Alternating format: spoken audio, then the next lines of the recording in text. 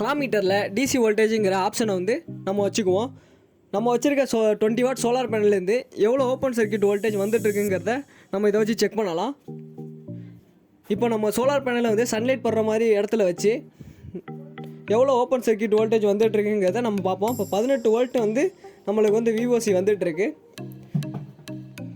நம்ம இப்போது positive and negative கேபிள்ஸை வந்து டெர்மினேஷன் பண்ணியிருக்கோம். பாசிட்டிவ் கேபிளை வந்து ரெட் கலர்லையும் நெகட்டிவ் கேபிளை வந்து எல்லோ கலர்லையும் நம்ம இண்டிகேஷன் பண்ணியிருக்கோம்.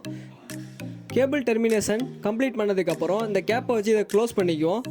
இதனால் நம்மளோட கேபிள்ஸ் வந்து எந்த ஒரு டேமேஜும் ஆகாமல் பாதுகாப்பாக இருக்கும்.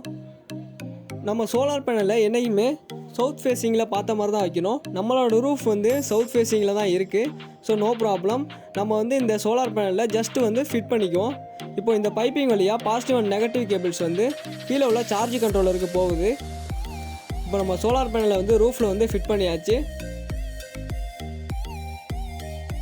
நீங்கள் பார்க்குற இந்த டிவைஸோட பேர் தான் சோலார் சார்ஜ் கண்ட்ரோலர்.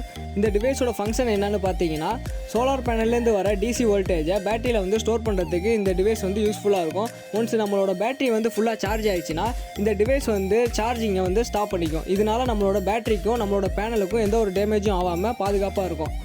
நம்ம இன்ஸ்டால் பண்ண சோலார் பேனல்லேருந்து எவ்வளோ வோல்டேஜ் வந்துட்டுருக்குங்கிறத நம்ம இந்த டிஸ்பிளேயில் பார்க்க முடியும்.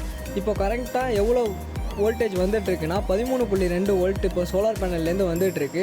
இந்த சார்ஜ் கண்ட்ரோலரில் மொத்தமாக 6 கேபிள் ஸ்லாட் இருக்கும்.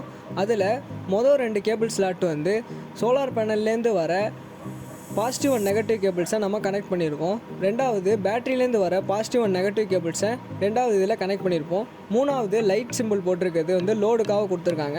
நம்ம ஏதாவது லோடு கனெக்ட் பண்ணோம்னா நம்ம வந்து அதில் கனெக்ட் பண்ணிக்கலாம்.